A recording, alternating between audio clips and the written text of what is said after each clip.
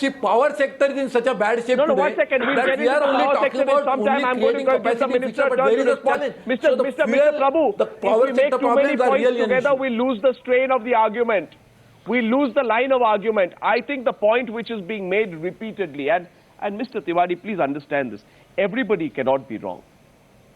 Everybody, almost everyone except the Congress party, is today saying Mr. Chidambaram was window dressing.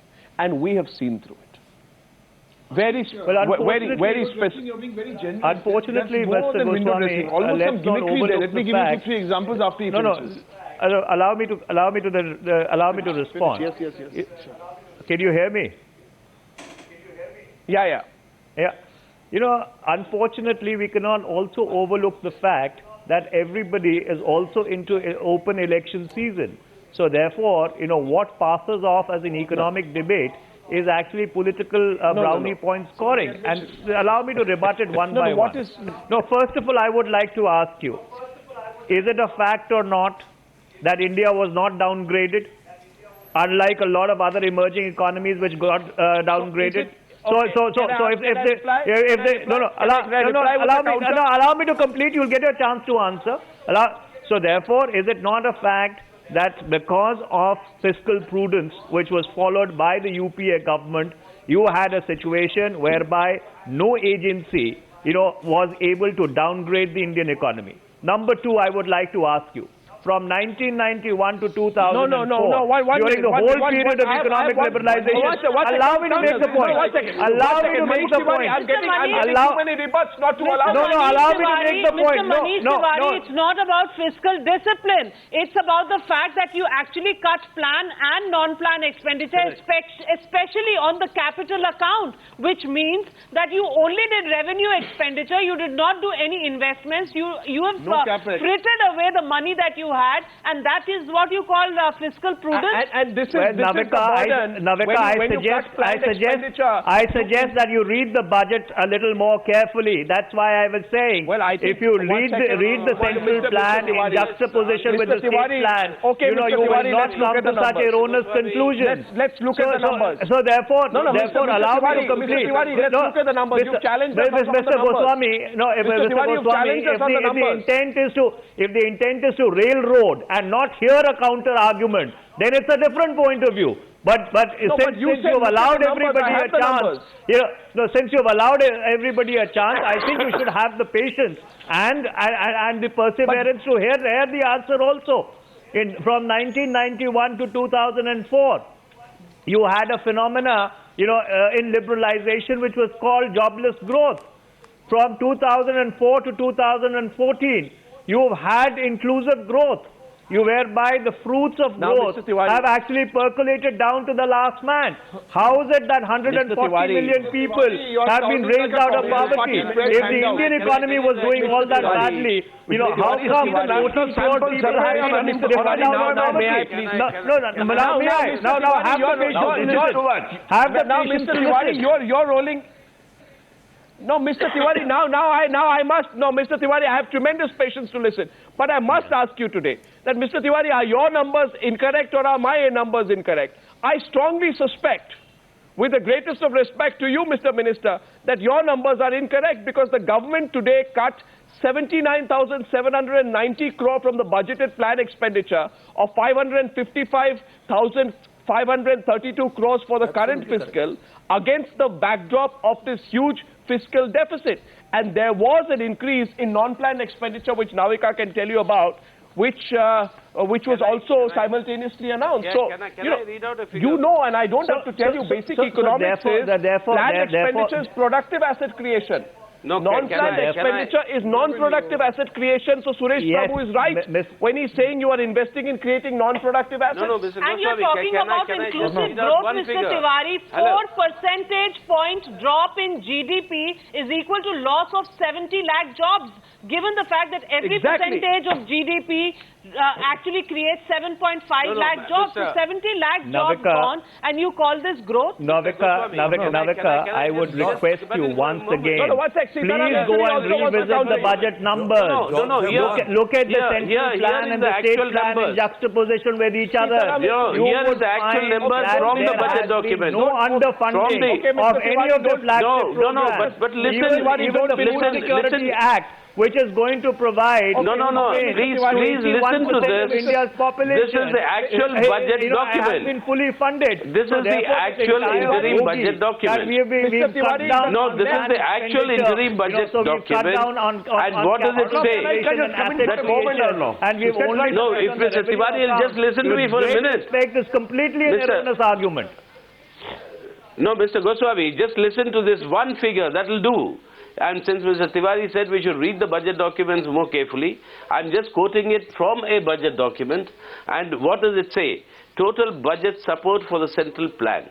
What was Mr. Chidambaram's own estimate when he presented the budget last year? 4,19,068 lakh crores. And how much is it now in the revised estimate? 3,56,493. Is this a concrete fall or not? Is this a concrete fall or not, Mr. Tewari? That is the point what I'm saying. Read the central plan and state plan in juxtaposition. Because you would find... Yes, and look for the state plan. And look at the state plan. Look at the state plan, Mr. Tewari. Have been provided No, no, I'm telling you, total central assistance to the state and the union territory plans has come down from 1,36,000 to 1,19,000. This is the central assistance for state and union territories plans. Both have come down. Your budgetary support to the central plan, your assistance to the state and the UT plan. This is your budget document. State plan for this year over the state plan for last year. This is the collation of all these plans, Mr. Tewari. Anybody who knows the budget document will tell you this. Trend line which is going up. It doesn't represent the trend line which is coming down. This is the collation. Okay, one sec. Collation. Please, let's be calm on the panel. Ravi Shankar Prasad, hands goes up. Mr. Tewari says today you've not read the numbers. Mr. Tewari, I want you to attract your attention to the finance minister's cutting of planned spending by 79,790 crores, which amounts to a 14.4% cut from the budget estimate for 2013-14. Now, in the last budget, Mr. Tewari, and you're a man who understands numbers. Allow me to complete. Now, you're going to roll me over with a road roller. I know you will roll me over with a road roller, but I will not allow you. You cannot be rolled over even with a bulldozer, so therefore, Like the subsidy roller. that's besides the point. But Mr. I'm glad we retain our sense of humor in this. Now, in the last budget, Chidambaram said he's raising the planned spending by 34%, but by ending 14.4% down. What does this indicate? This clearly indicates that he's attempting to tame the fiscal deficit numbers, which is where I come back with.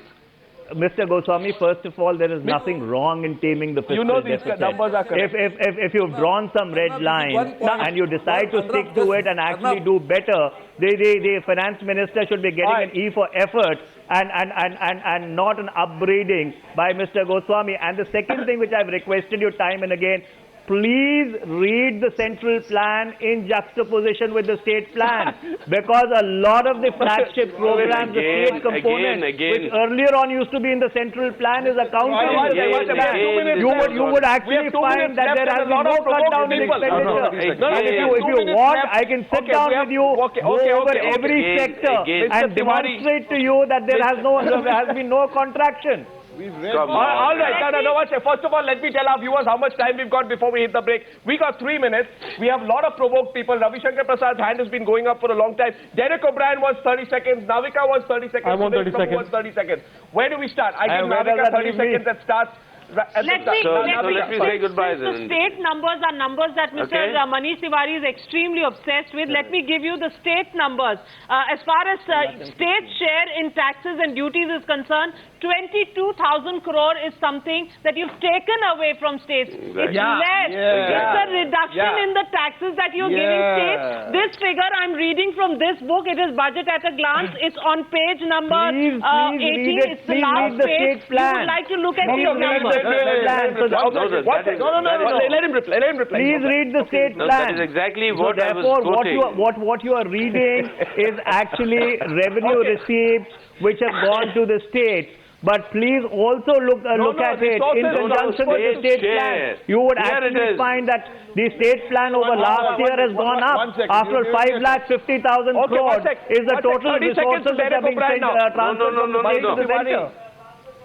Manish Tewari, now come on, Manish Tewari, 30 seconds. I didn't want to talk about state, but since I got a chance, a quick word, then I've got two quick points. Quickly, 30 seconds. West Bengal collects 40,000 crores as revenue. 20,000 crores was collected 2 years ago. We pay center 28,000 crores. That's the real number, Mr. Tewari. But you call this window dressing. I just point out a couple of gimmicks. Quick. Yes, very quick gimmicks. This is indirect taxes on a vote on account. Why do you have to meddle with those car prices? You're the same person who put SUV up last time. Yeah. Not a word about black money. Yeah. Not a 45 lakh crores lying outside. Yeah. And one rank, one pension, heart of heart, very good, but 500 crores. Yeah, but my question is, how did Rahul Gandhi have extrasensory perception? No. This is our brave soldiers. You're not. They're also you're doing gimmicks with them. Okay, Ravi Shankar Prasad to Manish Tewari. Arnab, Mr. Manish Tewari is talking of inclusive growth and social sector. Why is it in today's budget the grant of Ministry of Drinking, Water and Sanitation is cut down by 21.3%? Ministry of Health and Welfare is cut down by 20.6%. Housing and Urban Poverty Alleviation is cut down by 41.7%. Ministry of HRD by 6%. Only the Ministry of Finance grant has been raised by 18%. The point try to understand this. Mr. Chidambaram has no leg room available at all. He could not make any new announcement, though there is no legal bar in a vote on account as well, in spite of approaching election. Because the state of economy is such that Mr. Chidambaram has no leg room at all. Unemployment is such in a bad state. People are suffering because of unemployment, because of inflation. Okay, gentlemen, I'm really running short of time. Last point, on this one rank, one pension, in 2009, they came with a proposal. Nothing was done. And when Mr. Rahul Gandhi is taking credit, today ex-armed people filed a contempt in Delhi High Court of non-implementation of Supreme Court order. Okay, Suresh Prabhu, last word. Last word is one versus many. Suresh Prabhu, please. Suresh Prabhu to the minister. We are closing after that. Yeah, see, one point I would like to ask my good friend Manish Tewari, because, he's talking about the capex not going down, the plan expenditure and the support to plan, despite going down, the state plan has increased. Can you give me one figure? We have said that in this particular 5-year plan period, the investment that is necessary in infrastructure is $1 trillion. What does it mean by implication? Is that every 1 year you must spend $200 billion into infrastructure investment. Could you please give me the figure? Okay, Manish Tewari, quickly. Mr. Goswami, I could have answered each of those points. Could you tell me that, I could have answered each of those points individually, but allow me to leave you with one big takeaway. And the one big takeaway is that between 2004 and 2014, despite vicissitudes in the global economy, the Indian economy has not only performed well, but on every front, we have been able to better consolidate the fundamentals of the Indian economy. And today you have a situation where the economy is far more robust than what we inherited it in 2004. I think that's the big takeaway of the last 10 years. Even though without basis. SUVs cheaper by your government, run on diesel which is subsidized by your government. Is this the inclusive growth that you're talking about? Okay, well, that's good. Navika, get me a diesel of a different color, which can go into an SUV, and a diesel of a different color which can go into other automobiles. The automobile industry needed a fillip, and so therefore there was an adjustment. What can I say? So I think on balance, Mr. Tiwari? we are confident that history is going to judge these 10 years in an extremely charitable manner, because we are leaving an economy today on the cusp of an election with the hope of coming back that what we inherited in 2004 and what we are leaving in 2014 is an economy which is far more stronger in the fundamentals. I'd only say one thing, that your confidence tonight is about as large as India's import bill.